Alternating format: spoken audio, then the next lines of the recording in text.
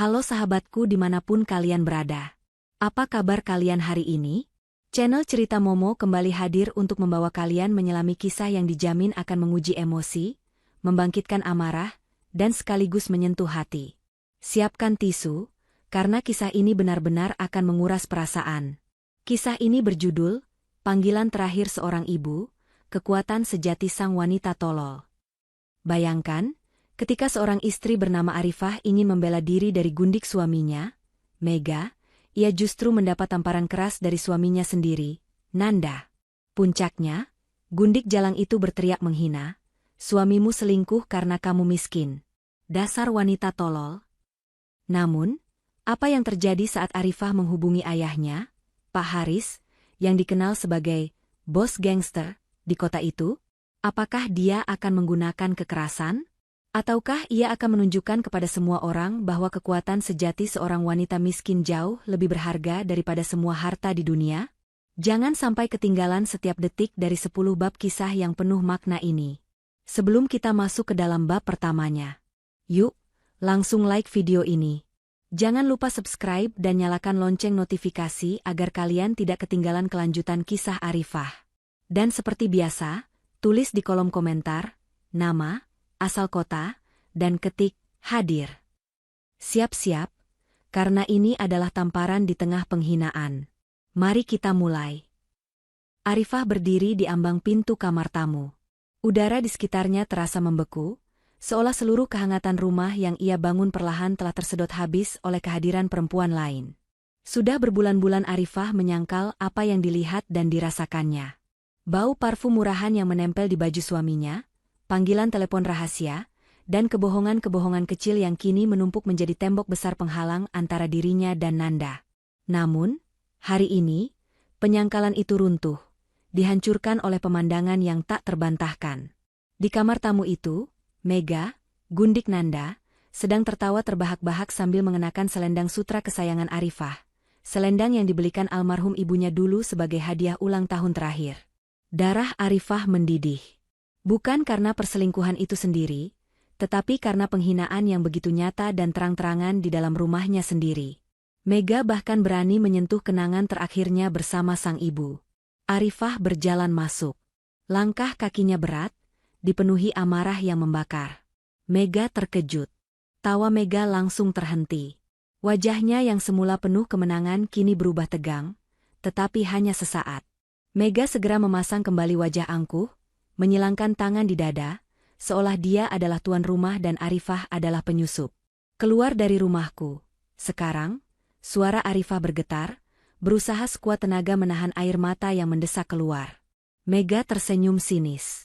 "Oh, halo. Jadi ini yang namanya istri sah? Kupikir kau sudah mati di dapur. Karena Nanda tidak pernah bercerita soal istri semenarik dirimu. Sayang sekali, Nanda sedang mandi. Mungkin kau bisa menunggunya di kamar pembantu." Perkataan Mega yang penuh racun itu menghantam Arifah tepat di ulu hati. Arifah tahu betul betapa keras ia berjuang mendampingi Nanda sejak nol. Ia menjual perhiasan warisan satu-satunya peninggalan ibunya untuk modal usaha Nanda dulu. Ia mengorbankan mimpinya agar Nanda bisa sukses. Dan sekarang, Mega dengan mudahnya merendahkan semua pengorbanannya. Tanpa sadar, tangan Arifah terangkat. Rasa sakit, pengkhianatan, dan harga diri yang diinjak-injak menjadi satu, mendorongnya untuk menampar wajah lancang Mega. Namun, sebelum telapak tangan Arifah sempat menyentuh pipi Mega, sebuah kekuatan besar mencengkeram pergelangan tangannya. Nanda. Nanda berdiri di belakang Arifah, wajahnya memerah karena amarah. Ia pasti baru saja selesai mandi, rambutnya masih basah, dan ia hanya mengenakan celana pendek. Matanya melotot, menatap Arifah seolah Arifah adalah kriminal. Nanda mencengkeram pergelangan tangan Arifah begitu kuat, hingga rasanya tulang-tulang Arifah akan remuk. "Apa-apaan kamu, Rifah? Beraninya kamu menyentuh Mega?" bentak Nanda dengan suara rendah yang penuh ancaman. "Aku menyentuhnya? Nanda, lihat. Perempuan ini ada di rumah kita, memakai selendang ibu," balas Arifah, suaranya tercekat. Ia menunjuk selendang sutra di leher Mega. Nanda tidak peduli. Ia hanya menatap Mega dengan tatapan khawatir, seolah Mega adalah korban. Kemudian, tanpa ragu, Nanda menghempaskan pergelangan tangan Arifah dengan keras. Rasa sakit menjalar di seluruh lengan Arifah. Arifah tersentak mundur, terhuyung-huyung, nyaris terjatuh. Dan kemudian, tamparan itu datang. Plah! Suara tamparan Nanda membelah keheningan rumah. Tamparan itu sangat keras, meninggalkan sensasi panas dan nyeri yang langsung menjalar ke seluruh wajah Arifah. Lebih dari sekadar rasa sakit fisik, tamparan itu merobek harga diri Arifah hingga berkeping-keping. Suaminya, belahan jiwanya, telah memilih gundiknya dan menamparnya di rumah mereka sendiri. Nanda tidak hanya menghancurkan pernikahan, tapi juga menghancurkan jiwa Arifah.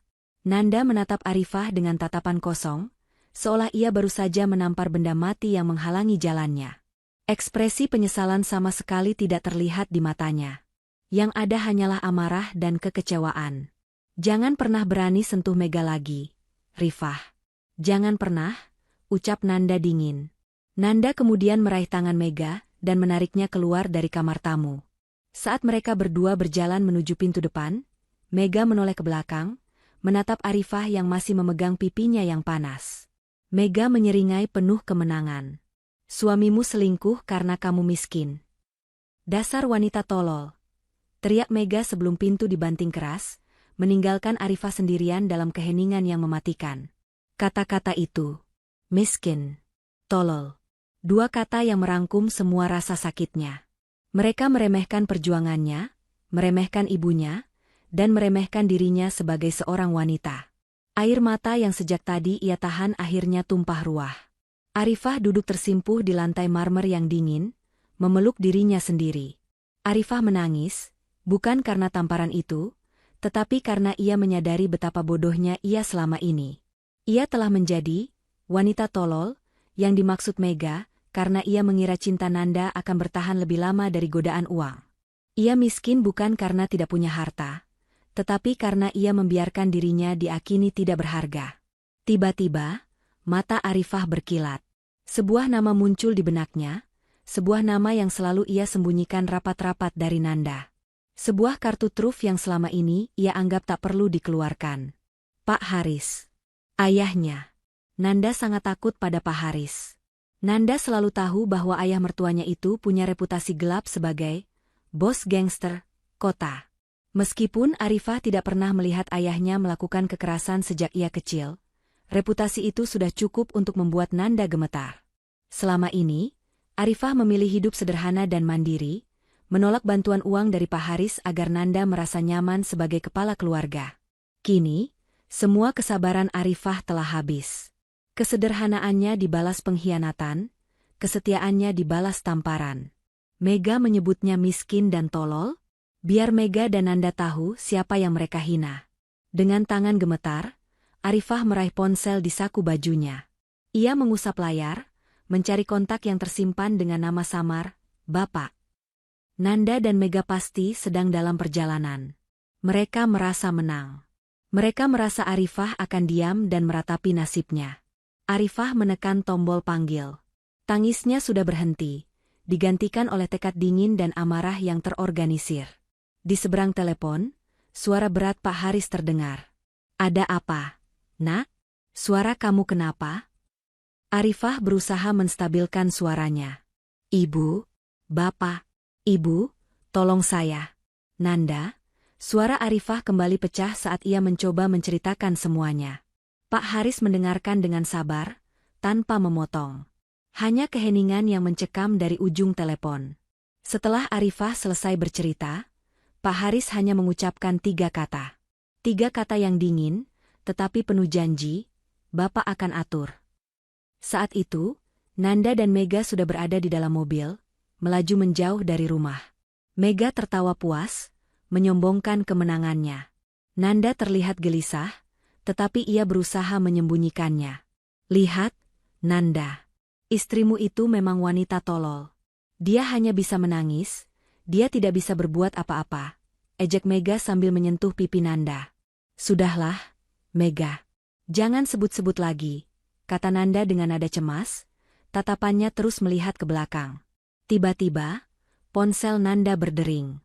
Sebuah nomor yang tidak dikenal. Nanda ragu, tetapi ia tetap mengangkatnya. "Halo, sapa Nanda?" Di seberang sana, terdengar suara dingin seorang pria yang tidak ia kenal.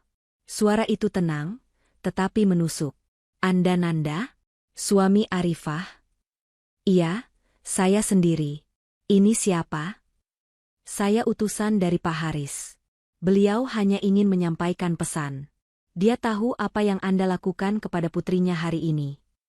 Wajah Nanda langsung pucat pasi. Tubuhnya menegang. Jantungnya berdebar kencang. Ia menepi, menghentikan mobilnya mendadak, membuat Mega terkejut. "Tunggu. Utusan? Bapak mertua saya? Dia bilang apa? Apa yang akan dia lakukan?" tanya Nanda. Suaranya dipenuhi ketakutan yang tak terkendali. Pria di seberang telepon itu tertawa kecil. Tawa yang terdengar seperti gema di kuburan. "Pak Haris tidak mengancam. Dia hanya meminta Anda untuk siap menghadapi konsekuensi dari perbuatan Anda. Beliau meminta Anda untuk datang sendirian besok pagi. Jangan bawa siapapun, jangan bawa pengacara. Kami tunggu di tempat yang pernah menjadi lambang perjuangan Anda. Tempat di mana Arifah dulu menjual perhiasan ibunya untuk Anda." Sambungan terputus. Nanda melempar ponselnya ke kursi penumpang.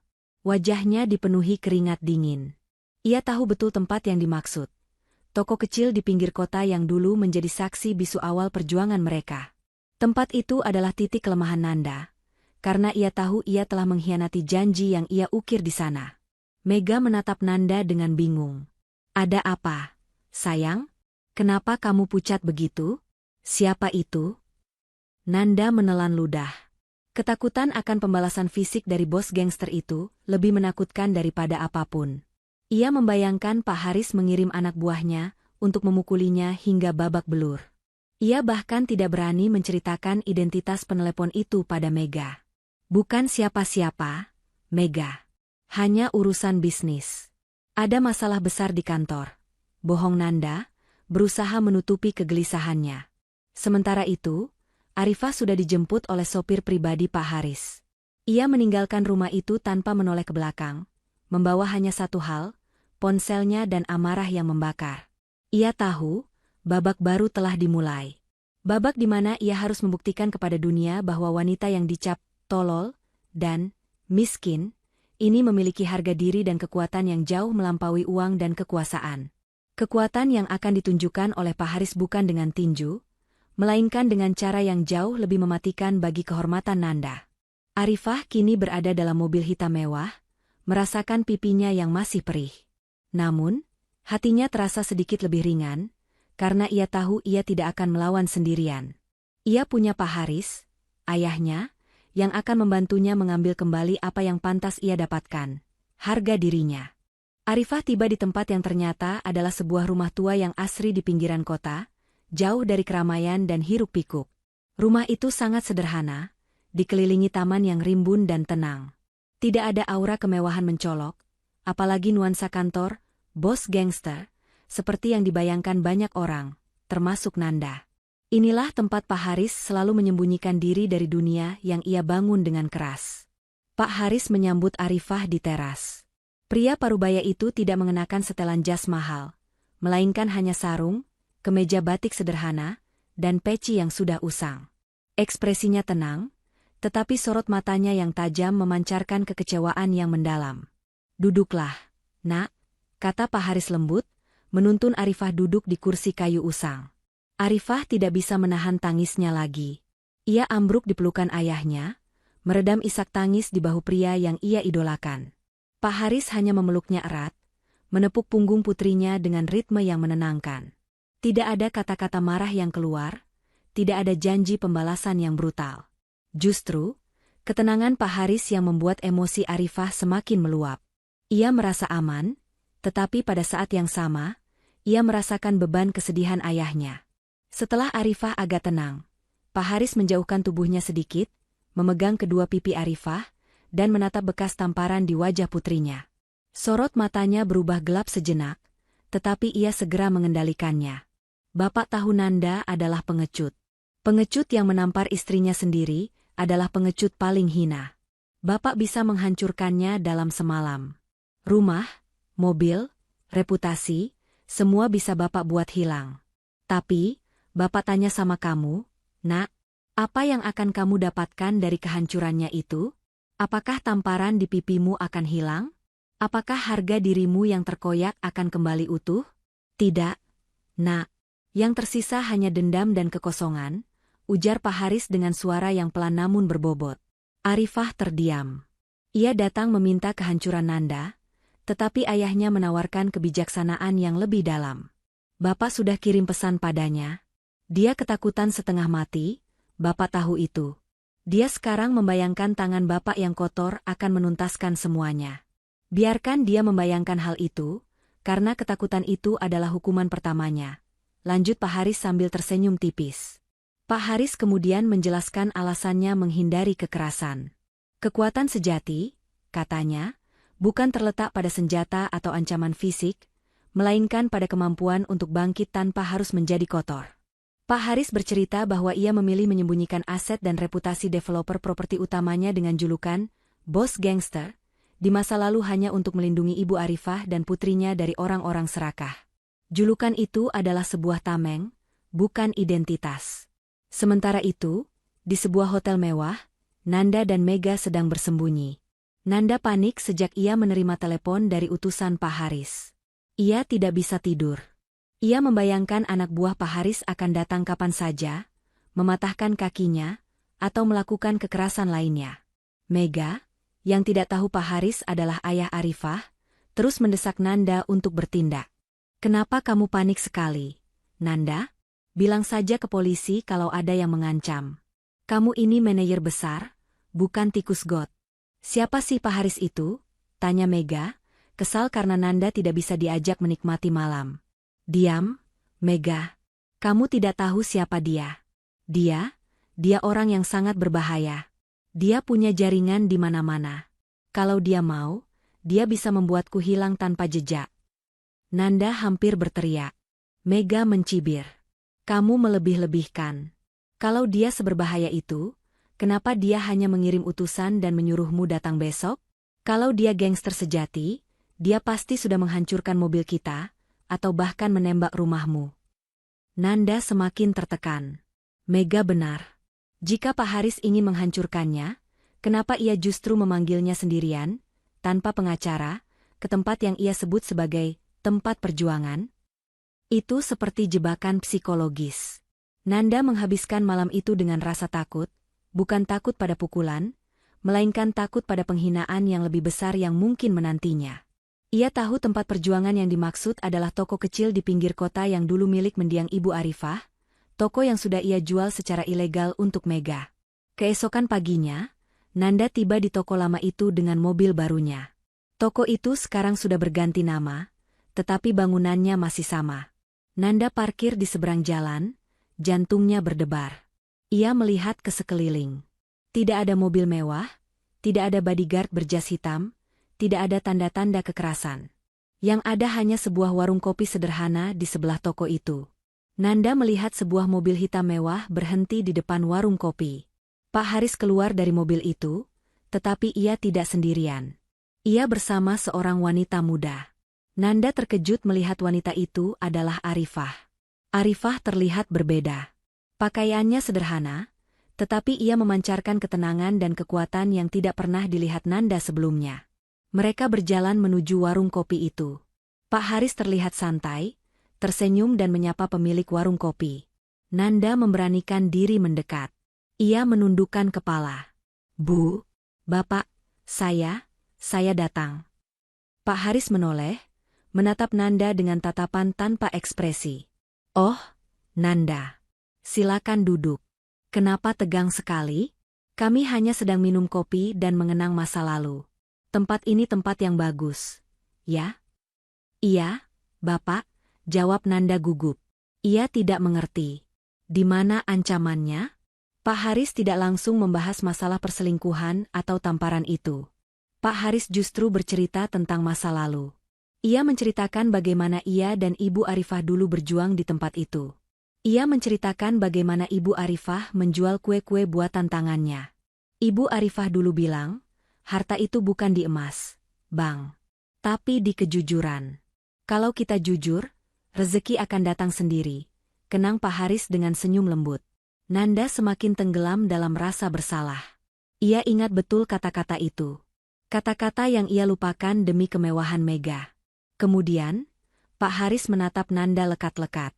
Pak Haris mengeluarkan sebuah amplop tebal dari balik kemejanya dan meletakkannya di meja, di antara cangkir kopi. Amplop itu bukan berisi uang tunai, atau kontrak perjanjian damai. Amplop itu berisi dua hal, Nanda. Pertama, surat cerai yang sudah disiapkan oleh pengacara. Kedua, foto-foto pernikahanmu dengan Arifah, saat kalian masih bahagia di tempat ini. Bapak tidak akan menghancurkanmu. Bapak ingin kamu mengingat, Nanda.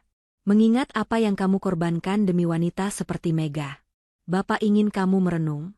Bapak ingin kamu sadar bahwa kehilangan harga diri itu jauh lebih menyakitkan daripada kehilangan harta, kata Pak Haris dengan nada tegas.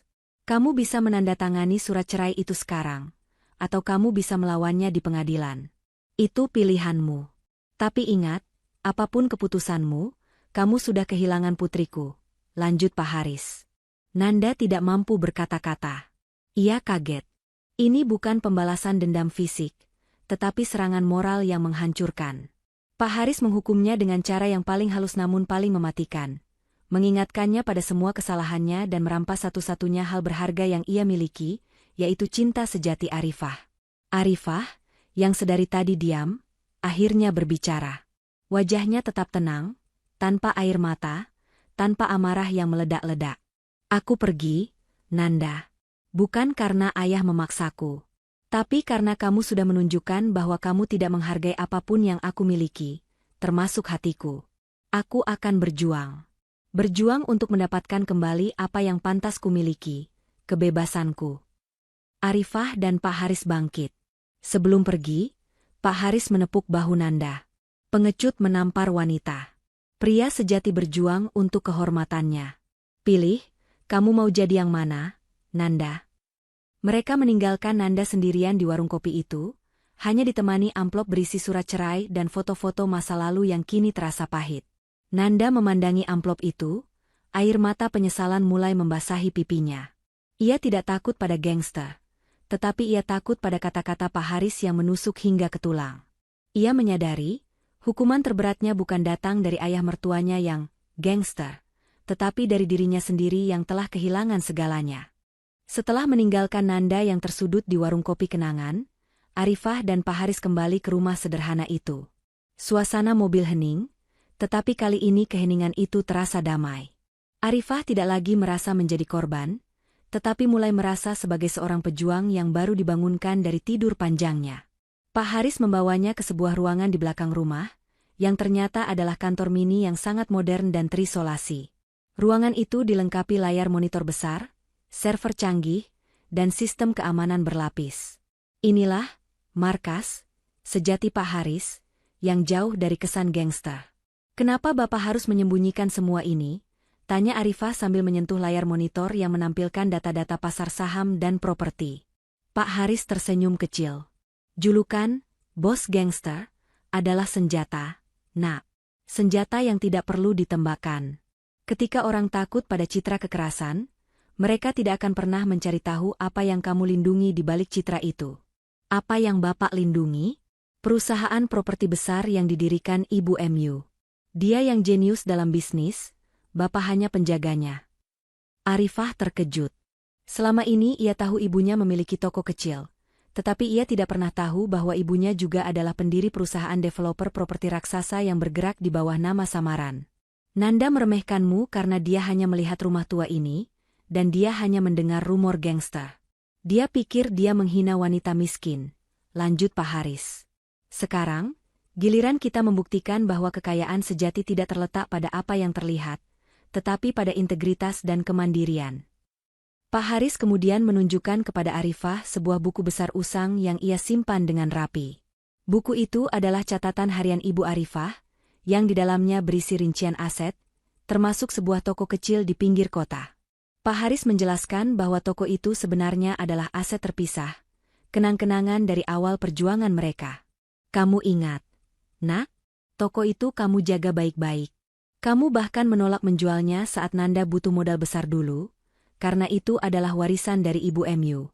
Kamu hanya menjual perhiasanmu, kata Pak Haris. Arifah mengangguk sedih. Iya, Bapak. Tapi toko itu, Nanda sudah menjualnya ke pihak lain untuk membiayai Mega. Itu yang paling membuatku sakit hati. Pak Haris menekan beberapa tombol di mejanya. Di layar monitor besar, muncul database transaksi properti. Dalam sekejap, Pak Haris melacak detail penjualan toko tersebut. Dia menemukan bahwa Nanda menjual toko itu dengan harga yang sangat rendah, jauh di bawah harga pasar, dan transaksi itu dilakukan secara tergesa-gesa sebulan yang lalu. Pembelinya adalah sebuah perusahaan kecil dengan nama yang asing. Ini dia, pembeli toko itu. Sebuah perusahaan investasi kecil. Jelas ini akal-akalan.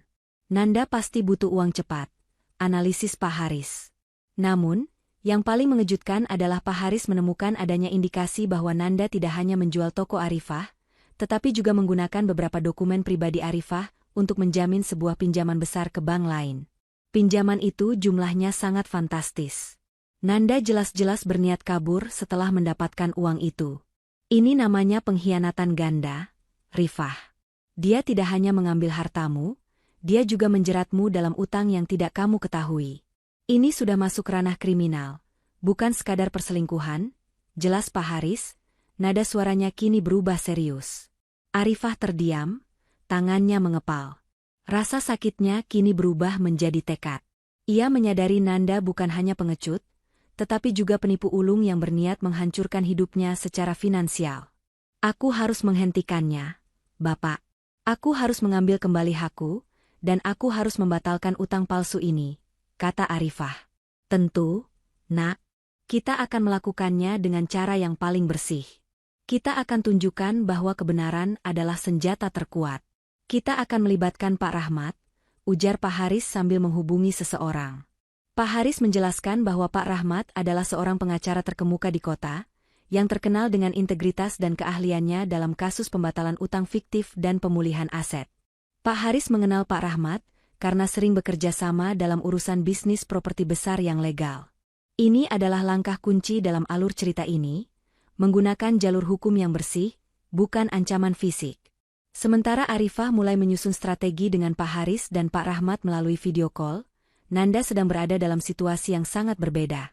Nanda kembali ke hotel tempat ia bersembunyi dengan Mega. Ia masih terguncang oleh pertemuan dengan Pak Haris. Ia tidak mengerti kenapa Pak Haris tidak menghajarnya, tetapi malah memberinya surat cerai dan foto pernikahan. Mega langsung menyerangnya dengan pertanyaan. Gimana, Nanda? Siapa pria tua itu? Dia minta tebusan berapa? Kenapa kamu terlihat seperti orang bodoh begitu?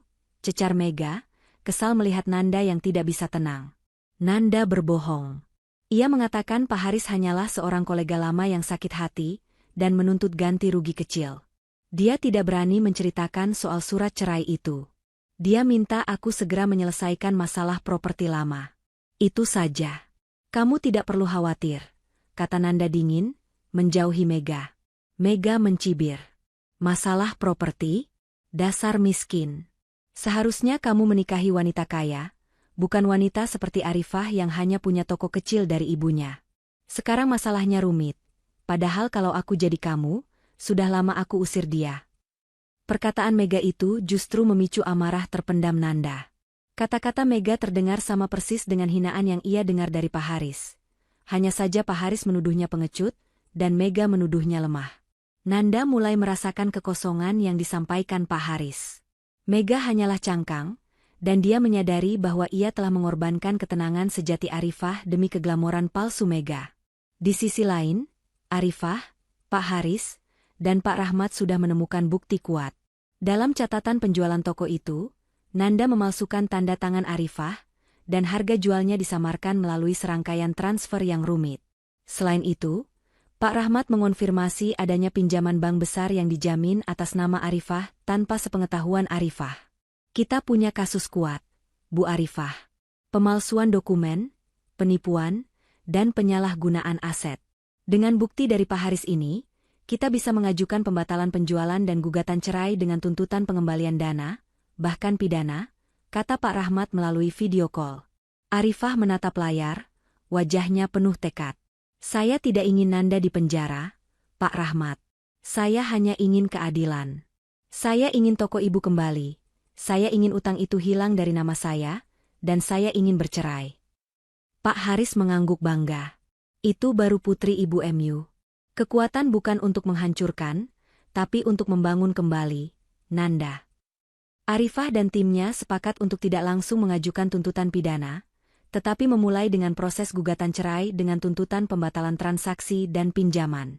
Ini adalah cara yang bersih, berintegritas, dan paling menghancurkan bagi reputasi Nanda. Mereka memilih untuk menyerang Nanda melalui hukum yang selama ini ia abaikan, bukan melalui kekerasan yang ia takutkan. Strategi ini akan membuat Nanda semakin panik, karena ia menyadari bahwa ancaman dari bos gangster itu bukanlah ancaman fisik, melainkan ancaman kejatuhan moral dan finansial yang sah di mata hukum. Nanda, yang masih berada di hotel, semakin gelisah. Ia merasa Pak Haris sedang merencanakan sesuatu yang besar. Ia melihat ponselnya, berharap ada telepon lagi dari utusan itu, tetapi yang ada hanya keheningan. Keheningan itulah yang paling menakutkan bagi Nanda. Ia tahu, di balik ketenangan itu, ada badai yang sedang disiapkan oleh Pak Haris dan Arifah. Sebuah badai yang akan menghapus semua kemewahan yang ia kejar bersama Mega, dan pada saat yang sama, ia akan kehilangan kesempatan terakhirnya untuk mendapatkan pengampunan dari ibu dari anak-anaknya. Arifah kini telah mendapatkan senjata rahasianya, kebenaran, data yang akurat, dan dukungan penuh dari ayahnya yang ternyata bukan seorang kriminal, melainkan seorang pengusaha berintegritas yang memilih metode non-kekerasan untuk menegakkan keadilan. Setelah pertemuan dengan Pak Rahmat dan Pak Haris, Arifah memutuskan bahwa ia membutuhkan dukungan emosional dari sahabatnya, Winda. Ia bertemu Winda di sebuah kafe yang jauh dari area yang biasa ia datangi bersama Nanda. Pertemuan itu awalnya dipenuhi air mata Arifah saat menceritakan tamparan, penghinaan Mega, dan pengkhianatan Nanda yang menjual toko kenangan ibunya. Winda terkejut dan marah besar. Ia adalah orang pertama yang tahu betapa kerasnya Arifah berjuang demi Nanda. Dia benar-benar manusia sampah. Rifah, kamu tidak pantas diperlakukan begini. Tapi aku bangga kamu memutuskan untuk bangkit dan memilih jalan Pak Haris, ujar Winda, mencoba menenangkan Arifah. Saat mereka berdua berbicara, fokus mereka kembali pada bagaimana Nanda bisa melakukan penipuan pinjaman besar atas nama Arifah. Arifah menduga Nanda pasti punya kaki tangan di kantor atau bank. Winda, yang bekerja sebagai auditor di sebuah perusahaan swasta, menawarkan diri untuk membantu menyelidiki jejak digital Nanda. Nanda itu ceroboh, Rifah. Dia sering menggunakan email kantornya untuk urusan pribadi. Kalau dia menjamin pinjaman atas namamu, pasti ada jejak komunikasi atau dokumen yang dia kirim, analisis Winda. Dengan bantuan sistem keamanan yang disediakan Pak Haris, tanpa melibatkan cara-cara kotor, Winda mulai memindai jejak digital Nanda. Mereka menemukan bahwa Nanda tidak hanya berselingkuh dan menipu utang, tetapi dia juga berencana meninggalkan negara ini bersama Mega setelah semua asetnya cair. Nanda telah membeli 2 tiket pesawat sekali jalan ke luar negeri, menggunakan identitas palsu untuk Mega. Tanggal keberangkatannya adalah 2 minggu dari sekarang. 2 minggu, Rifah. Nanda berencana kabur setelah semua uang pinjaman itu cair. Dia benar-benar ingin menjadikanmu tumbal utang, sementara dia hidup enak di luar negeri bersama Mega, seru Winda dengan nada penuh kemarahan. Arifah merasa mual. Pengkhianatan itu kini mencapai dimensi yang menakutkan. Nanda tidak hanya ingin cerai, tetapi juga ingin menghapus Arifah dari peta keuangannya, meninggalkannya dengan hutang ratusan juta yang tidak ia buat. Ini mengonfirmasi bahwa penanganan kasus ini harus segera dilakukan oleh Pak Rahmat. Winda terus menggali. Dalam salah satu email tersembunyi Nanda, mereka menemukan komunikasi dengan manajer bank yang mencurigakan. Manajer bank itu menanyakan tentang komisi khusus dan penutupan mata atas beberapa dokumen. Ternyata, Nanda tidak hanya memalsukan tanda tangan Arifah, tetapi juga menyuap oknum bank untuk mempercepat proses pinjaman tersebut. Ini adalah bukti sempurna, Rifah. Nanda tidak hanya melawanmu, dia melawan hukum pidana. Pak Haris pasti akan senang dengan bukti ini, karena kita bisa menekan Nanda tanpa harus kotor, kata Winda, sambil menyimpan semua bukti ke dalam flash drive yang terenkripsi. Sementara Arifah dan Winda mengumpulkan bukti, Nanda berada dalam situasi yang semakin terjepit. Ia menerima surat resmi dari kantor Pak Rahmat, yang berisi gugatan cerai dan tuntutan pembatalan transaksi toko, serta pembatalan pinjaman bank atas nama Arifah. Surat itu juga melampirkan salinan dari bukti pemalsuan tanda tangan. Nanda panik. Ia berharap Pak Haris akan datang dan mengancamnya dengan kekerasan, karena itu adalah masalah yang bisa ia selesaikan dengan uang atau ancaman balasan. Namun, menghadapi tuntutan hukum yang terperinci dan didukung bukti otentik seperti itu, Nanda tidak berdaya. Ia tahu Pak Rahmat adalah pengacara yang sangat bersih dan mahal. Mustahil bagi Arifah yang ia anggap miskin untuk menyewanya. Ia baru sadar, Pak Haris tidak menghancurkannya dengan tinju, melainkan dengan profesionalisme hukum. Sial, kenapa Pak Haris tidak datang saja menghajarku? Ini lebih buruk, rutuk Nanda di dalam hati. Mega, yang melihat surat gugatan itu, langsung marah. Ia membaca tuntutan Arifah yang mencakup pembatalan transaksi penjualan toko dan pengembalian uang. Mega tahu uang dari penjualan toko itu sudah ia habiskan untuk tas bermerek dan liburan singkat mereka. Apa-apaan ini, Nanda? Kenapa dia menuntut uang yang sudah kita pakai? Kamu bilang Pak Haris hanya mau ganti rugi kecil. Kenapa dia menyewa pengacara mahal seperti Pak Rahmat? Teriak Mega, ketakutan jika kemewahannya harus berakhir. Nanda berusaha menenangkan Mega, tetapi ia sendiri tidak bisa tenang. Tenang, Mega. Aku pasti bisa atasi. Mungkin Pak Haris hanya menggertak. Kita akan sewa pengacara juga. Namun, saat Nanda mencoba menghubungi pengacara, ia menemukan kesulitan besar. Sebagian besar pengacara top di kota itu menolak kasusnya. Mereka tahu reputasi Pak Rahmat, dan mereka juga tahu bahwa klien Pak Rahmat adalah orang-orang yang sangat terlindungi, termasuk klien bisnis properti Pak Haris. Rumor bahwa Nanda menipu istri sahnya untuk utang besar sudah menyebar cepat di kalangan high-class pengacara. Tidak ada yang mau mengambil risiko reputasi buruk melawan Pak Rahmat, apalagi jika di belakang Pak Rahmat ada bayangan Pak Haris. Nanda semakin terpojok. Ia menghubungi manajer bank yang ia suap, tetapi manajer itu juga panik dan menolak menjawab teleponnya. Nanda menyadari, ia tidak hanya kehilangan Arifah, tetapi juga kehilangan semua koneksi dan jaringan ilegalnya, karena semua orang takut terseret dalam masalah yang melibatkan Pak Haris dan Pak Rahmat. Di sisi lain, Arifah membawa semua bukti yang dikumpulkan Winda kepada Pak Haris dan Pak Rahmat. Ini bukti tiket pesawat sekali jalan ke luar negeri, dan bukti komunikasi dengan manajer bank. Pak, jelas Arifah kepada Pak Rahmat. Pak Rahmat mengangguk. Baik, Bu Arifah. Dengan bukti ini, kita tidak perlu menunggu sidang cerai. Kita bisa langsung mengajukan gugatan pembatalan pinjaman, dan yang terpenting, kita bisa segera mengajukan permohonan ke pengadilan untuk pencekalan keberangkatan Nanda. Dia tidak akan sempat kabur. Pak Haris menatap Arifah. Lihat, Nak, kamu tidak perlu mengangkat tanganmu untuk menampar. Kebenaran, data, dan integritas hukum jauh lebih kuat daripada ancaman gangster manapun. Kita tunjukkan bahwa dia pengecut, bukan karena dia takut dipukul, tapi karena dia takut pada kebenaran. Arifah merasa lega sekaligus sedih. Lega karena Nanda tidak akan sempat melarikan diri, tetapi sedih karena ia harus melihat pria yang pernah ia cintai jatuh begitu dalam. Keputusannya kini bulat. Ia tidak ingin Nanda dihancurkan oleh hukuman fisik, tetapi dihancurkan oleh konsekuensi dari perbuatannya sendiri. Pak Rahmat segera bertindak. Permohonan pencekalan keberangkatan Nanda segera diproses. Sementara itu, Nanda mencoba menjual mobil mewah barunya untuk mendapatkan uang tunai guna membayar pengacara yang berani membela kasusnya. Namun, ia terkejut. Dealer mobil menolak membeli mobilnya dengan alasan yang aneh. Dokumen kepemilikan mobil itu ternyata masih atas nama perusahaan tempat Pak Haris berinvestasi. Pak Haris telah mengambil langkah antisipasi awal untuk memblokir aset Nanda, tanpa sepengetahuan Nanda. Nanda semakin yakin, Pak Haris memang bukan gangster biasa. Ia adalah bos yang bermain di level tertinggi dan paling bersih, hukum dan corporate power. Nanda kini mulai hidup dalam bayang-bayang ketakutan sejati.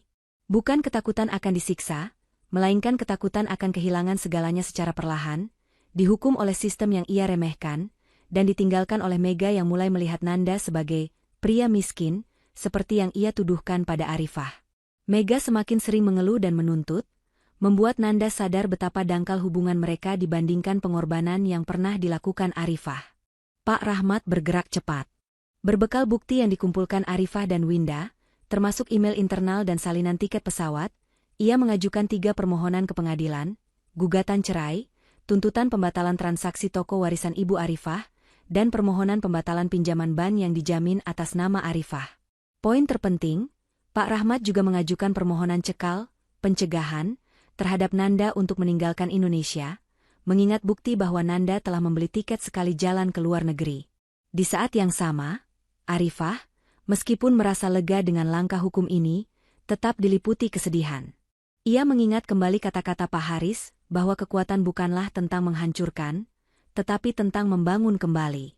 Ia memutuskan untuk tidak hanya fokus pada sidang, tetapi juga pada pemulihan mental dan harga dirinya. Ia mulai mengunjungi kembali tempat-tempat yang dulunya ia kunjungi bersama almarhum ibunya, mencari ketenangan dan motivasi. Sementara Arifah menemukan kedamaian, Nanda justru terperangkap dalam kekacauan yang semakin parah. Ia menerima surat panggilan resmi dari pengadilan, yang dengan jelas menyebutkan gugatan pembatalan pinjaman dan, yang paling menakutkan, permohonan pencekalan. Nanda sadar, rencana pelariannya bersama Mega telah terbongkar sepenuhnya. Ia tidak bisa lagi kabur. Ketakutan Nanda tidak bisa lagi disembunyikan. Ia kembali ke hotel, wajahnya pucat pasi dan tatapannya kosong. Mega langsung menyadari ada sesuatu yang sangat salah. Ada apa lagi, Nanda? Kenapa kamu terlihat seperti baru saja melihat hantu? Tanya Mega dengan nada menuntut. Nanda melemparkan surat pengadilan itu ke atas meja. Semua tamat, Mega. Rencana kita tamat. Arifah tahu semuanya. Pak Haris bukan hanya menggertak. Mereka mengajukan cekal. Aku tidak bisa pergi ke luar negeri. Mega mengambil surat itu dan membacanya. Matanya membelalak kaget saat membaca rincian tuntutan pembatalan pinjaman bank. Jika pinjaman itu dibatalkan, semua uang yang sudah Nanda ambil untuk membeli mobil mewah dan membiayai gaya hidup Mega harus dikembalikan. Apa? Kamu bilang pinjaman itu sudah beres. Kamu bilang cekal itu hanya untuk penjahat besar. Kenapa mereka bisa melakukan ini? Kenapa pengacara murahan Arifah bisa begini cerdas? Teriak Mega, tidak lagi menampilkan sosok gundik yang menawan, melainkan wanita yang panik karena ancaman kemiskinan. Nanda hanya bisa menggeleng. Ini bukan pengacara murahan, Mega. Ini Pak Rahmat, pengacara paling bersih dan paling mahal di kota. Dan di belakangnya ada Pak Haris. Dia bukan gangster biasa, dia adalah corporate boss yang menggunakan hukum untuk menghancurkanku. Di tengah kepanikan itu, hubungan Nanda dan Mega mulai retak parah. Mega mulai menunjukkan warna aslinya. Ia tidak lagi menghibur Nanda. Yang ia lakukan hanyalah menyalahkan dan menuntut. Ini semua salahmu. Kenapa kamu tidak cerai dari awal? Kenapa kamu tidak mengamankan asetmu dulu? Kalau sampai uang itu harus dikembalikan, bagaimana kita hidup, Nanda? Kamu akan jadi pria miskin, cerca Mega, mengulang hinaan yang pernah ia lontarkan kepada Arifah. Kata-kata, pria miskin, itu menghantam Nanda lebih keras daripada tamparan yang ia berikan kepada Arifah.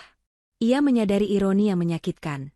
Ia telah menampar Arifah karena Mega menyebutnya miskin, dan kini, Mega sendiri yang menuduhnya akan menjadi pria miskin. Ia mengorbankan cinta sejati demi wanita yang hanya mencintai hartanya. Nanda mencoba menghubungi oknum manajer bank yang ia suap, tetapi tidak ada jawaban. Manajer itu telah menghilang, takut terseret dalam kasus yang melibatkan Pak Rahmat dan bayangan Pak Haris. Nanda semakin terisolasi, jaringan ilegalnya terputus, dan dukungan emosionalnya dari Mega lenyap. Di sisi lain kota, Arifah sedang fokus mempersiapkan diri untuk sidang pertamanya.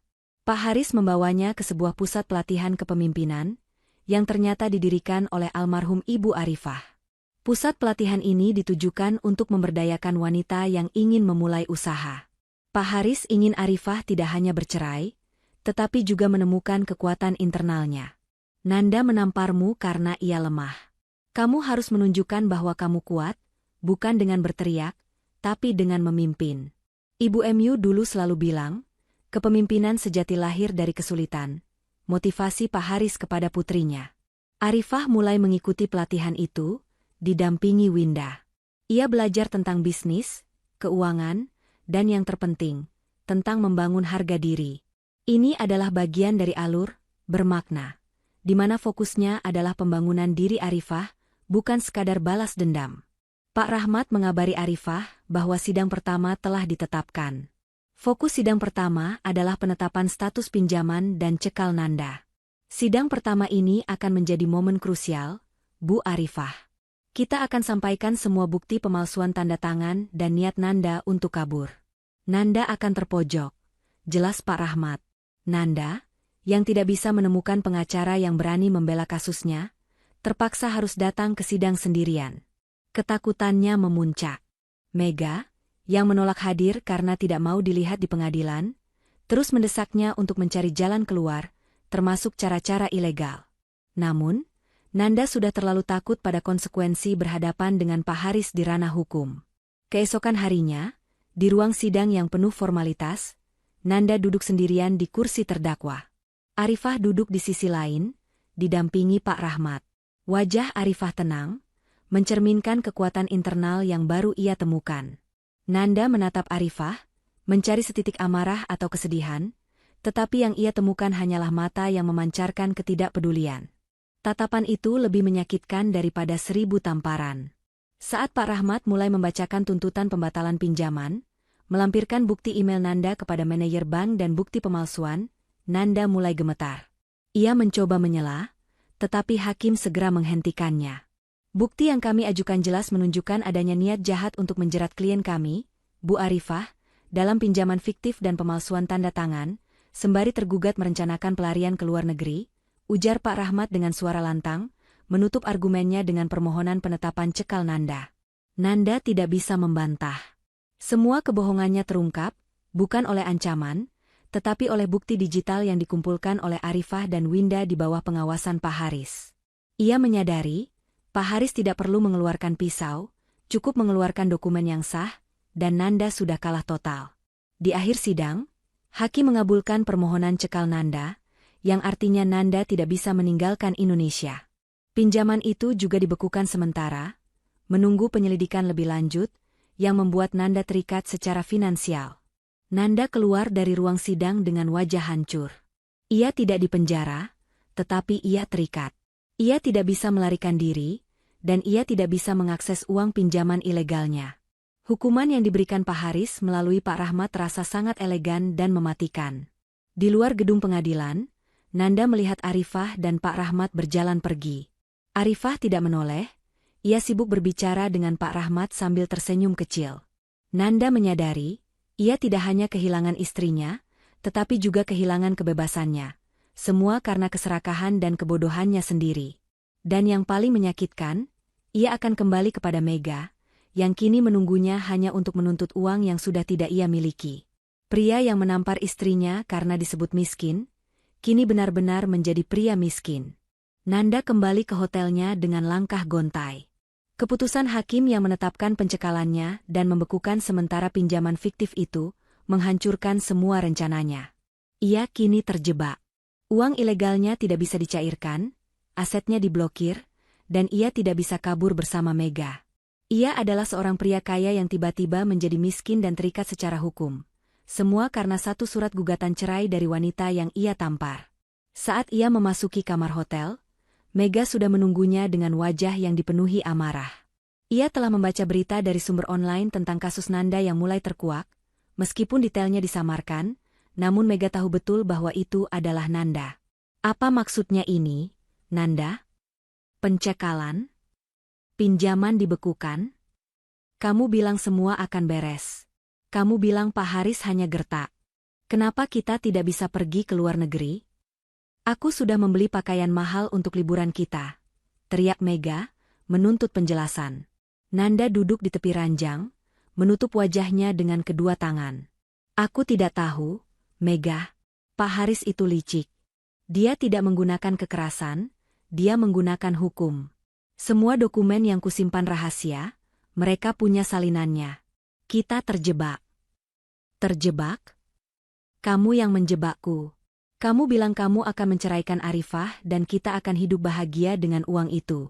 Sekarang, apa yang kita punya?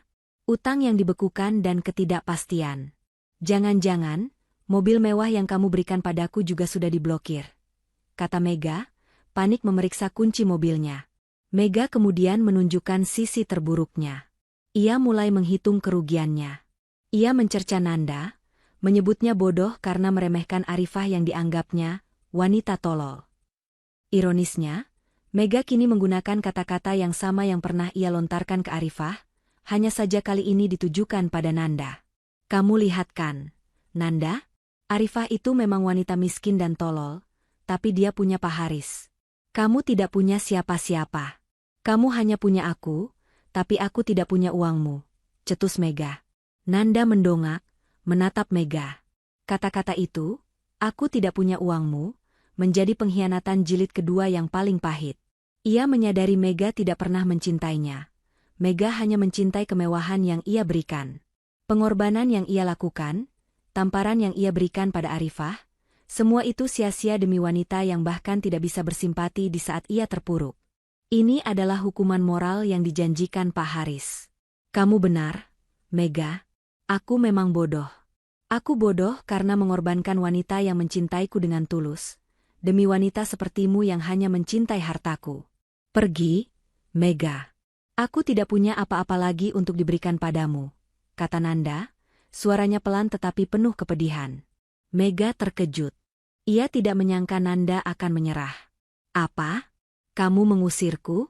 Setelah semua yang kulakukan untukmu? Tidak akan. Aku tidak akan pergi sampai kamu memberiku uang pesangon. Aku sudah berkorban reputasi untukmu. Konflik mereka memuncak. Nanda akhirnya menyadari bahwa Mega adalah sumber malapetaka yang ia timbulkan. Ia tidak mengusir Mega dengan kekerasan, melainkan dengan kejujuran yang menyakitkan. Mega, melihat Nanda yang sudah bangkrut dan dicekal, akhirnya memutuskan untuk pergi, membawa semua barang mewah yang Nanda belikan. Mega tidak mengucapkan salam perpisahan, hanya ancaman bahwa Nanda akan menyesalinya. Nanda ditinggalkan sendirian di kamar hotel itu. Ia tidak marah pada Mega yang pergi. Ia marah pada dirinya sendiri. Ia mengingat tamparan yang ia berikan kepada Arifah, wajahnya yang hancur, dan kata-kata Pak Haris tentang kehormatan. Nanda akhirnya merasakan apa yang dirasakan Arifah. Pengkhianatan, kehinaan, dan ditinggalkan tanpa daya. Sementara Nanda terpuruk, Arifah justru semakin menguatkan dirinya. Didampingi Pak Haris dan Winda, ia mulai merencanakan masa depan. Pak Haris membawanya kembali ke pusat pelatihan kepemimpinan yang didirikan almarhum ibunya. Arifah kini tidak hanya menjadi peserta, tetapi juga mulai berbagi cerita tentang bagaimana ia bangkit dari keterpurukan. Pak Haris sengaja tidak membiarkan Arifah hanya berfokus pada balas dendam. Pak Haris ingin Arifah melihat bahwa kehidupannya tidak berhenti setelah Nanda. Jangan buang energimu untuk membenci Nanda, nak. Gunakan energimu untuk membuktikan bahwa kamu bukan wanita tolol yang dia tuduhkan. Kekuatanmu ada pada kemampuanmu untuk berdiri tanpa perlu menyentuh uangnya. Nasihat Pak Haris. Arifah mengikuti nasihat ayahnya. Ia mulai mendirikan sebuah workshop kecil di dekat rumah Pak Haris, menggunakan modal kecil dari tabungan lama peninggalan ibunya, tabungan yang disebutkan Pak Haris di bab 3. Workshop itu berfokus pada pelatihan keterampilan untuk wanita yang ingin mandiri secara finansial. Ini adalah langkah awal Arifah untuk membangun kembali harga dirinya. Pak Rahmat mengabari Arifah tentang perkembangan kasus. Karena Nanda tidak didampingi pengacara dan bukti Arifah sangat kuat, hakim mengindikasikan bahwa putusan cerai akan segera dikeluarkan, dan yang terpenting, toko warisan ibu Arifah akan dikembalikan kepadanya. Kabar ini membuat Arifah lega. Ia tidak membutuhkan uang tunai Nanda, ia hanya membutuhkan toko kenangan itu sebagai simbol perjuangannya bersama mendiang ibunya. Di sisi lain, Nanda, yang kini bangkrut dan ditinggalkan, memutuskan untuk kembali ke rumahnya. Namun, ia terkejut. Rumah itu terasa asing. Arifah sudah membawa semua barang-barang pribadinya dan kenangan mereka berdua, meninggalkan hanya barang-barang milik Nanda dan perabotan dasar. Nanda merasa rumah itu kosong, hampa, sama seperti perasaannya. Nanda mencoba menghubungi Pak Haris sekali lagi, bukan untuk mengancam, melainkan untuk memohon.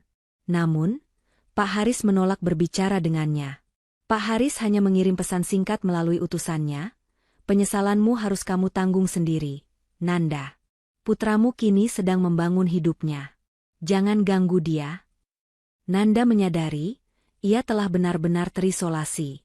Ia kehilangan cinta sejatinya, dukungan finansial, dan ia dihadapkan pada kenyataan bahwa ia harus menghadapi persidangan sendirian. Ia duduk di ruang tamu, di tempat yang dulu ia gunakan untuk menampar Arifah. Air matanya menetes. Ia mengingat wajah Arifah yang terluka dan kata-kata Mega yang menghina.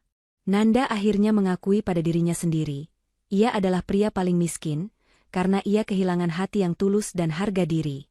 Setelah penetapan cekal dan pembekuan pinjaman, pengadilan menjadwalkan mediasi terakhir sebelum putusan cerai resmi dijatuhkan. Mediasi ini bukan lagi tentang negosiasi, melainkan tentang pengakuan dan penetapan hak warisan. Nanda datang sendirian. Ia tampak seperti bayangan dirinya yang dulu. Tidak ada lagi setelan jas mahal, hanya kemeja usang dan tatapan putus asa. Ia tahu, mediasi ini adalah babak akhir dari kehancurannya. Mega sudah lama meninggalkannya, membawa serta semua barang mewah yang Nanda belikan, meninggalkan Nanda dalam keheningan rumah kosong yang kini terasa seperti penjara. Arifah hadir didampingi Pak Rahmat dan Winda. Ia mengenakan pakaian formal sederhana yang elegan, hasil rancangan dari workshop barunya. Ia memancarkan aura ketenangan dan kemandirian yang jauh berbeda dari wanita yang dulu menangis karena tamparan. Arifah tidak lagi terlihat seperti istri yang terluka, tetapi seorang pengusaha wanita yang fokus pada tujuannya. Mediasi dimulai dengan pembahasan aset. Nanda dengan suara bergetar mengakui bahwa ia telah memalsukan tanda tangan Arifah untuk menjual toko warisan Ibu Arifah dan menjamin pinjaman bank fiktif. Pengakuannya ini bukanlah karena keberanian, melainkan karena ia tahu Pak Rahmat memiliki semua bukti otentik, dan melawannya hanya akan memperparah tuntutan pidana. "Saya mengakui kesalahan saya. Saya hanya, kalut, Bu Hakim. Saya butuh uang cepat, dan saya pikir Arifah tidak akan tahu," ujar Nanda, menundukkan kepalanya. Pak Rahmat mengambil alih pembicaraan. "Yang mulia, pengakuan tergugat mengonfirmasi tuntutan kami. Kami menuntut agar transaksi penjualan toko dibatalkan dan toko itu dikembalikan sepenuhnya kepada klien kami. Selain itu, kami juga menuntut pembatalan total pinjaman fiktif tersebut, karena dilakukan tanpa persetujuan klien dan dengan pemalsuan dokumen." Semua berjalan sesuai rencana. Hakim mediator mengangguk, melihat bukti-bukti yang sangat memberatkan Nanda. Tuntutan Arifah hampir pasti dikabulkan. Namun, Pak Rahmat tiba-tiba mengeluarkan sebuah kotak beludru kecil. Kotak itu diletakkan di meja, di antara Arifah dan Nanda. Nanda menatap kotak itu dengan bingung. Itu tampak seperti kotak perhiasan. Sebelum Yang Mulia membuat penetapan akhir, Pak Rahmat memulai, "Kami ingin mengungkapkan fakta lain yang menunjukkan betapa kejamnya penipuan yang dilakukan tergugat, dan betapa besarnya pengorbanan klien kami yang tidak pernah tergugat hargai." Pak Rahmat membuka kotak itu. Di dalamnya ada sebuah cincin berlian kecil yang dulunya adalah cincin pertunangan Arifah, yang Nanda berikan padanya 8 tahun lalu. Cincin itu terlihat sederhana dan biasa saja. Nanda mencibir. "Apa maksudnya ini, Pak Rahmat? Itu hanya cincin pertunangan murah yang kuberikan padanya. Itu tidak ada hubungannya dengan kasus ini." Pak Rahmat tersenyum tipis. "Justru itu. Di mata Anda, Nanda, cincin ini murah. Tapi di mata klien kami, cincin ini adalah simbol kesetiaan. Dan inilah yang terjadi, Yang Mulia. Saat tergugat mengalami krisis modal besar 5 tahun lalu, klien kami, tanpa sepengetahuan Nanda, menjual perhiasan keluarga satu-satunya, sebuah gelang berlian warisan almarhum ibunya, dan ia menggantinya dengan cincin pertunangan yang murah ini." Arifah menunduk, matanya berkaca-kaca. Ini adalah pengorbanan yang ia simpan rapat-rapat. Uang dari penjualan gelang berlian warisan itu, Nanda, jumlahnya sangat besar. Cukup untuk menyelamatkan perusahaanmu dari kebangkrutan saat itu. Itu adalah uang yang kamu anggap sebagai keberuntungan bisnis. Arifah tidak pernah memberitahumu, karena ia tidak ingin kamu merasa berhutang budi. Ia hanya ingin kamu percaya pada cinta dan usahanya. Pak Rahmat melanjutkan, suaranya kini lebih lembut tetapi menusuk Nanda. Nanda terhenyak. Ia ingat betul momen krisis itu. Ia ingat ia nyaris bangkrut, dan tiba-tiba ada dana talangan masuk yang ia anggap dari investor misterius. Dana itu menyelamatkannya. Dan ia ingat, setelah krisis itu, Arifah memang jarang memakai perhiasan. Arifah, kenapa? Kenapa kamu tidak pernah bilang? Nanda hampir berteriak, menatap Arifah yang kini memandangnya dengan tatapan mata yang sudah lama hilang. Tatapan penuh kekecewaan, bukan amarah. Arifah menatapnya dengan tenang. Aku tidak memberitahumu, Nanda, karena aku mencintaimu. Pengorbananku tidak memiliki nilai jika harus dibayar dengan rasa terima kasih. Aku memberikannya dengan tulus, dengan harapan kamu akan menghargai ketulusanku, bukan jumlah uangnya. Tapi, kamu justru menampar wanita yang menjual satu-satunya warisan ibunya demi kamu. Kamu menampar ketulusan, Nanda. Dan kamu menampar harga diri ibuku, jawab Arifah. Kata-kata Arifah, terutama menyebut ibunya, menghancurkan pertahanan Nanda sepenuhnya. Ia menyadari, gelang berlian warisan itu jauh lebih mahal dari semua tas mega, semua mobil mewah yang ia miliki, dan semua pinjaman fiktif yang ia kejar. Gelang itu adalah simbol integritas dan cinta sejati yang ia buang dengan tamparan. Nanda ambruk di kursinya. Air matanya menetes bukan karena takut pada hukum, tetapi karena penyesalan yang mendalam. Ia telah kehilangan wanita yang tidak hanya mencintainya, tetapi juga menyelamatkannya dari kehancuran berkali-kali, hanya untuk mengejar kemewahan palsu dan wanita serakah seperti Mega. Saya minta maaf, Rifah. Saya tidak tahu. Saya sungguh-sungguh tidak tahu. Saya ini pengecut. Pengecut yang menampar penyelamatnya sendiri. Bisik Nanda. Suaranya pecah. Hakim mediator, setelah jeda singkat yang tegang, akhirnya membuat penetapan. Mediasi dianggap gagal karena adanya pengakuan penipuan yang jelas dari tergugat. Berdasarkan bukti yang diajukan penggugat, pengadilan menetapkan, pertama, Nanda dan Arifah segera diceraikan secara resmi. Kedua, toko warisan Ibu Arifah harus dikembalikan kepada Arifah tanpa syarat. Ketiga, pinjaman bank fiktif atas nama Arifah dibatalkan sepenuhnya, putus hakim. Keputusan itu adalah kemenangan total bagi Arifah. Ia resmi bercerai dan semua asetnya bersih dari hutang Nanda, termasuk toko warisan ibunya yang kembali. Di akhir sesi, Nanda mencoba mendekati Arifah, tetapi Winda dan Pak Rahmat segera berdiri di depannya. Nanda tidak memaksa. Ia hanya menatap Arifah, yang kini memegang kotak bludru berisi cincin pertunangan, murah, itu. Rifah, tolong jangan benci aku, pinta Nanda dengan suara parau. Arifah menatap Nanda untuk terakhir kalinya. Aku tidak membencimu, Nanda. Aku hanya kasihan. Kamu tidak tahu nilai dari ketulusan. Mulai sekarang, aku tidak akan mengingatmu sebagai suamiku, tapi sebagai pelajaran berharga yang kudapatkan dari almarhum ibuku, harga diri jauh lebih mahal dari berlian manapun. Arifah berbalik, meninggalkan Nanda yang kini harus menghadapi kenyataan pahit. Ia bebas dari pernikahan, tetapi terikat pada kehancuran moral, kehilangan semua yang berharga, dan harus mengembalikan uang pinjaman yang sudah ia hamburkan. Setelah palu hakim diketuk, Nanda secara hukum resmi bercerai dari Arifah. Namun, ia tidak merasakan kebebasan, melainkan kehampaan yang mencekik. Keputusan pengadilan memaksa Nanda untuk mengembalikan semua kerugian yang timbul dari pinjaman fiktif yang kini dibatalkan. Uang pinjaman yang sudah ia hamburkan untuk Mega harus ia tutupi dari kantong pribadinya. Aset yang ia coba sembunyikan atau jual, seperti mobil mewah yang ia berikan pada Mega, juga diblokir dan disita oleh perusahaan Pak Haris karena ada indikasi investasi ilegal di awal pembelian. Nanda benar-benar jatuh miskin. Ia harus meninggalkan rumah mewah yang ia huni bersama Arifah, karena rumah itu ternyata masih terikat pada aset yang dibeli dengan dana perusahaan Pak Haris di awal pernikahan mereka, dana yang ia kira berasal dari usaha sendiri. Nanda akhirnya tinggal di sebuah kontrakan kecil, jauh dari kemewahan yang ia dambakan. Dalam keputusasaannya, Nanda mencoba menghubungi Mega. Ia berharap Mega, meskipun serakah, akan memberinya sedikit dukungan emosional atau bahkan finansial untuk membantunya keluar dari utang. Namun, Mega tidak lagi mengangkat teleponnya. Mega hanya mengirim pesan singkat yang dingin, "Aku tidak berurusan dengan pria miskin, Nanda." Jangan ganggu aku lagi. Pesan itu adalah tamparan terakhir. Nanda menyadari bahwa Mega, gundik yang ia lindungi dengan menampar istrinya, adalah sumber dari kemiskinan dan kehancuran sejati yang kini ia rasakan. Ironi ini membuatnya gila. Ia mencari Mega, berharap bisa memohon bantuan, atau setidaknya membalas hinaan Mega. Namun, Mega sudah pindah dan tidak meninggalkan jejak. Nanda ditinggalkan sendirian. Nanda putus asa. Ia tahu satu-satunya orang yang bisa membantunya keluar dari jeratan hukum dan finansial ini adalah Pak Haris. Meskipun Pak Haris adalah orang yang menghancurkannya.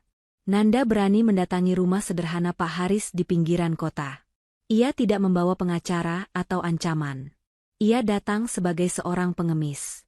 Saat Nanda tiba, Pak Haris sedang berada di taman, menyiram bunga dengan santai. Nanda berlutut di depan Pak Haris. "Bapak, tolong saya. Saya sudah melakukan semua kesalahan. Saya sudah menampar Arifah. Saya sudah menipu. Saya sudah melupakan semua kebaikan Bu. Saya mohon, Bapak, bantu saya melunasi utang ini.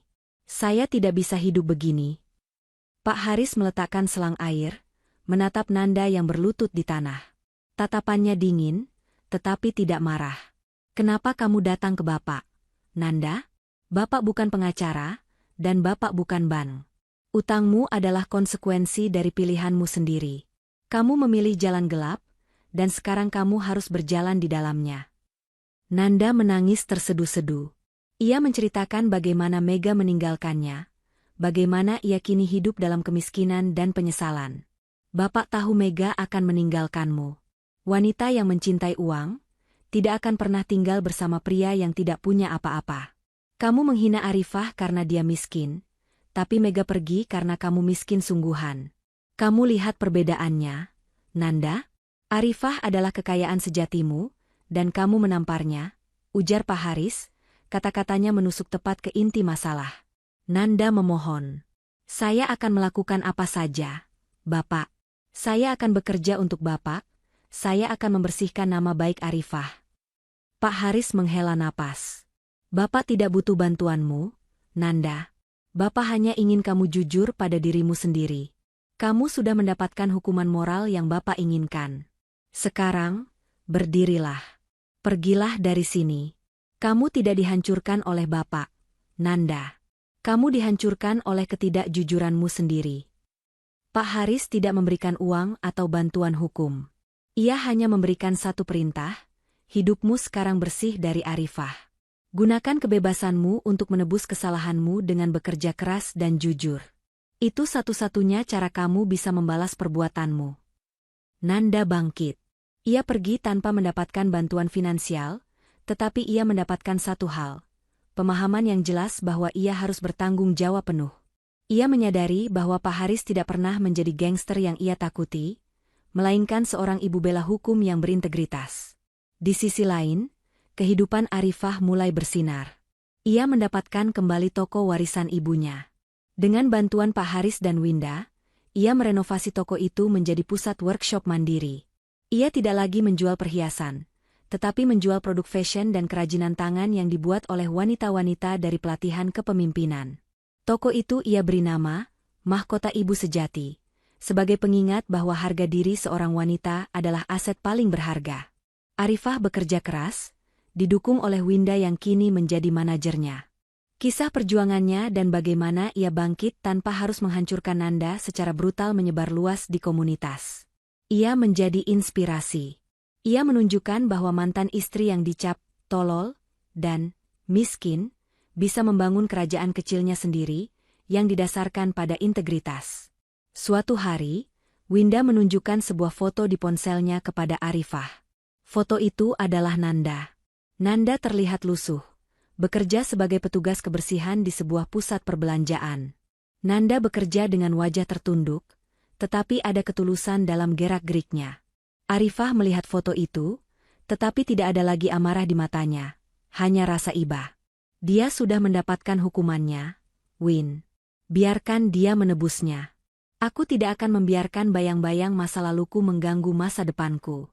Kita harus fokus pada launching toko kita, kata Arifah. Arifah benar-benar telah menemukan kekuatan yang ia cari.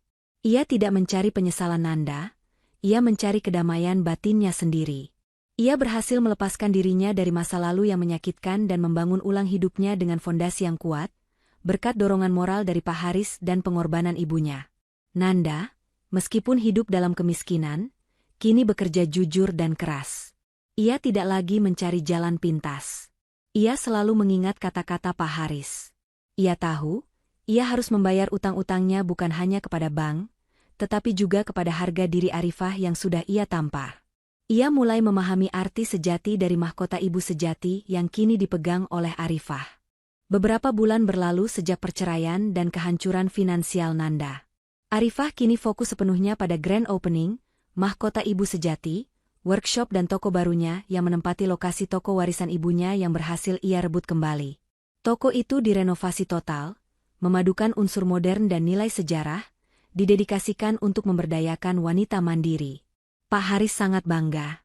Ia melihat putrinya tidak hanya bangkit, tetapi juga menjadi sumber inspirasi bagi banyak wanita.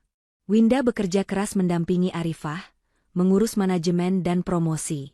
Mereka berdua sering mengadakan rapat di kafe-kafe sekitar workshop untuk persiapan hari besar itu. Suatu sore, saat Arifah dan Winda sedang rapat di kafe yang berdekatan dengan workshop, Nanda tiba-tiba muncul. Nanda tidak datang sebagai mantan suami yang menuntut, tetapi sebagai petugas kebersihan kafe tempat mereka rapat. Pakaiannya lusuh, tetapi ia terlihat lebih sehat secara mental dibandingkan saat terakhir kali Arifah melihatnya di pengadilan. Nanda melihat Arifah. Ia tahu ia tidak boleh mengganggu. Ia hanya menundukkan kepala dan mulai membersihkan meja di dekat mereka. Namun, Winda menyadari kehadiran Nanda. Winda, yang masih menyimpan amarah, menatap Nanda dengan tatapan sinis. "Loh, lihat siapa yang ada di sini. Mantan CEO yang kini jadi petugas kebersihan. Kamu tidak takut terpeleset, Nanda? Lantai ini pasti terlalu rendah untuk seorang pengkhianat sepertimu," sindir Winda pedas. Nanda berhenti. Ia menatap Winda dengan tatapan penuh penyesalan, bukan pembelaan. Ia tidak membantah. "Winda, jangan begitu. Biarkan dia bekerja," tegur Arifah pelan, meskipun hatinya sedikit tersentuh melihat perubahan drastis pada Nanda. Nanda menaruh lap di bahunya, dan berdiri tegak menghadap Winda dan Arifah. Ia tahu ini mungkin satu-satunya kesempatan yang ia miliki untuk menyampaikan penyesalan tulusnya, bukan kepada hakim atau Pak Haris, tetapi kepada orang-orang yang paling ia sakiti. "Saya tahu saya pantas mendapatkan semua hinaanmu, Winda," kata Nanda dengan suara rendah dan serak. "Saya adalah pengecut, pengkhianat, dan pria paling bodoh di dunia. Saya menampar wanita yang paling mencintai saya, yang menjual satu-satunya warisan ibunya untuk menyelamatkan saya, demi wanita serakah seperti Mega yang mencap saya miskin ketika saya bangkrut." Nanda menoleh kepada Arifah. Air mata menggenang di matanya, tetapi ia menahan diri untuk tidak menangis terseduh-seduh seperti dulu. "Rifah, aku tidak datang untuk memintamu kembali, atau memohon pengampunan finansial dari Pak Haris. Aku datang untuk mengucapkan terima kasih," lanjut Nanda. "Terima kasih karena kamu telah menyelamatkan saya. Pak Haris tidak menghancurkan saya dengan tinju, tetapi dia menghancurkan kebohongan saya dengan kebenaran. Kamu, dengan Pak Rahmat, menunjukkan padaku bahwa saya jauh lebih miskin secara moral daripada yang Mega tuduhkan padamu." Nanda menceritakan bagaimana ia kini bekerja keras, melunasi utang-utang kecilnya, dan bagaimana ia selalu mengingat kata-kata Pak Haris yang memintanya untuk hidup jujur. Ia bercerita bagaimana ia melihat Arifah membangun mahkota ibu sejati, dan itu menjadi inspirasinya. "Aku melihat workshop MU, Rifah. Mahkota ibu sejati. Kamu membuktikan bahwa kamu adalah wanita paling berharga dan paling kuat. Aku harap kamu benar-benar bahagia. Aku harap suatu hari, aku bisa menjadi pria yang pantas untuk memulai dari awal," tutup Nanda, kemudian ia membungkuk dalam-dalam, mengambil lapnya, dan berjalan pergi. Winda terdiam, matanya berkaca-kaca. Ia tidak menyangka penyesalan Nanda akan seberat dan setulus itu. Arifah hanya menatap kepergian Nanda. Pengakuan itu adalah penutup emosional yang ia butuhkan. Ia menyadari, ia telah benar-benar memaafkan Nanda, bukan untuk Nanda, tetapi untuk dirinya sendiri. Hukuman moral yang diterapkan Pak Haris telah berhasil. Nanda tidak hancur secara fisik atau dipenjara, tetapi ia hancur secara moral dan dipaksa untuk membangun kembali integritasnya. Beberapa hari kemudian, Grand Opening, Mahkota Ibu Sejati, tiba. Acara itu berlangsung meriah. Pak Haris hadir, berdiri di samping Arifah dengan senyum bangga. Pak Haris berpidato, menceritakan kembali kisah Ibu Arifah dan bagaimana mahkota Ibu Sejati adalah warisan nilai, bukan sekadar harta. Putri Ibu Arifah telah membuktikan kepada dunia bahwa harga diri seorang wanita, ketulusan cintanya, dan ketekunan kerjanya adalah mahkota paling berharga yang tidak bisa direnggut oleh pengkhianatan manapun. Ujar Pak Haris, disambut tepuk tangan meriah. Saat Arifah memotong pita, Winda berbisik padanya, "Kamu bukan hanya membuka toko baru, Rifah. Kamu membuka babak baru dalam hidupmu." Arifah mengangguk. Ia melihat ke seberang jalan. Di kejauhan, Nanda berdiri di sudut jalan, mengenakan seragam petugas kebersihannya, diam-diam mengamati acara pembukaan itu. Nanda tidak berani mendekat, tetapi tatapannya dipenuhi kebanggaan tulus untuk Arifah. Saat mata Arifah dan Nanda bertemu sesaat, Arifah tersenyum. Bukan senyum cinta lama, melainkan senyum kebebasan, pemahaman, dan pengampunan. Nanda mengerti arti senyum itu, dan ia menundukkan kepala, menerima bahwa itulah akhir dari babak mereka. Ia berbalik, kembali ke pekerjaannya, menerima takdir barunya sebagai pria yang harus berjuang keras untuk mendapatkan kembali harga dirinya. Setelah Grand Opening, Mahkota Ibu Sejati, kehidupan Arifah memasuki fase baru yang penuh arti. Toko barunya, yang dibangun di atas fondasi toko warisan ibunya, menjadi simbol kekuatan wanita dan integritas. Arifah tidak hanya sukses dalam bisnis, tetapi juga menemukan kedamaian batin. Ia kini dikelilingi oleh orang-orang yang tulus. Pak Haris yang suportif, Winda yang loyal, dan komunitas wanita yang ia berdayakan. Kisah Arifah yang bangkit dari keterpurukan tanpa menjatuhkan mantan suaminya secara brutal, melainkan melalui jalur hukum yang bersih dan penegasan harga diri, menjadi viral di media sosial dan komunitas bisnis. Ia sering diundang untuk menjadi pembicara, berbagi kisahnya, dan selalu menekankan bahwa kebangkitan sejati adalah ketika seseorang mampu memaafkan dan membangun kembali, tanpa harus membuang waktu untuk dendam. Arifah memang telah memaafkan Nanda, tetapi ia tidak pernah melupakan pelajaran yang ia dapatkan dari tamparan itu. Tamparan itu adalah titik balik yang membawanya menemukan kekuatan yang diwariskan oleh almarhum ibunya. Di sisi lain, kehidupan Nanda terus berjalan dengan sederhana. Ia masih bekerja sebagai petugas kebersihan. Ia tidak lagi mengejar kekayaan instan. Ia menerima nasibnya sebagai pria yang harus menebus kesalahan fatalnya. Ia tahu, setiap rupiah yang ia dapatkan kini adalah hasil keringat jujurnya, dan itu jauh lebih berharga daripada semua uang haram yang dulu ia kejar.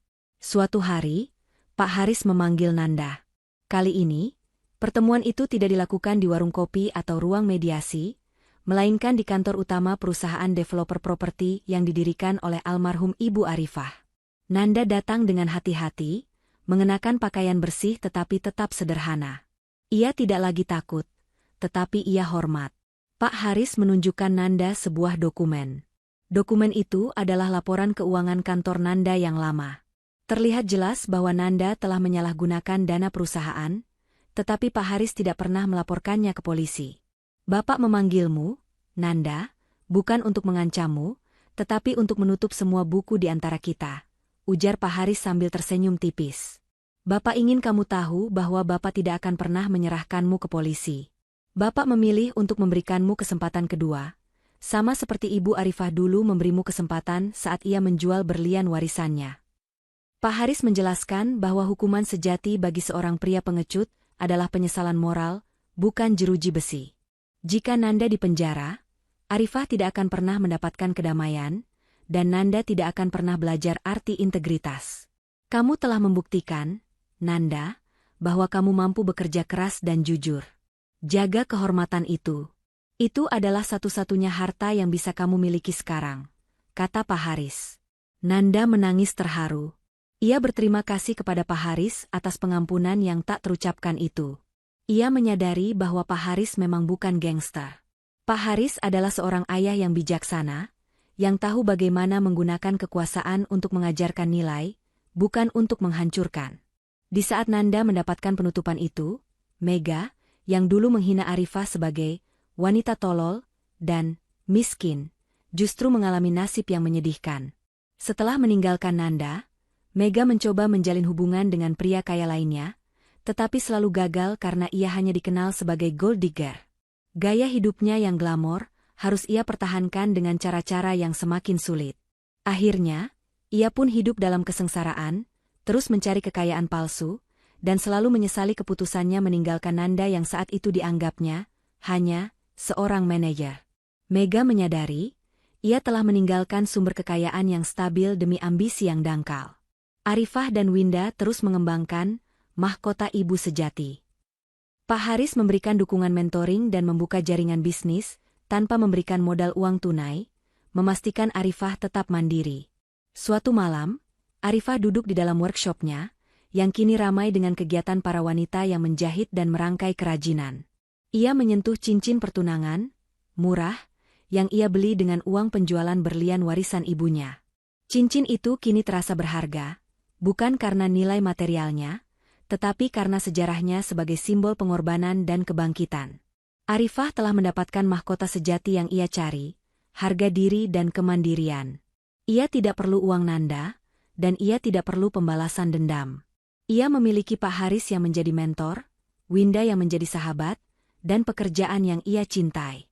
Nanda, setelah pertemuan terakhir dengan Pak Haris, memutuskan untuk meninggalkan kota itu dan memulai hidup baru di tempat lain, jauh dari bayang-bayang masa lalunya. Ia pergi tanpa mengganggu Arifah lagi, karena ia tahu, menebus kesalahannya adalah dengan tidak pernah lagi menyentuh kehidupan Arifah.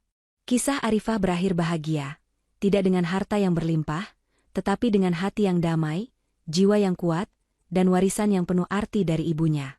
Ia membuktikan kepada semua orang, terutama kepada Mega dan Nanda, bahwa wanita yang dicap tolol dan miskin adalah wanita yang memiliki kekuatan paling besar, karena ia tahu nilai sejati dari kehormatan, yang tidak bisa dibeli dengan uang, dan tidak bisa dihancurkan dengan tamparan. Arifah memandang keluar jendela workshopnya, senyum lembut terpancar di wajahnya. Ia kini adalah ratu di istana sejatinya sendiri, mahkota ibu sejati. Pesan moral. Kekuatan sejati seorang wanita terletak pada harga diri dan integritas, bukan pada harta. Pengecut menghancurkan, tetapi orang yang berintegritas menggunakan kebenaran untuk membangun kembali.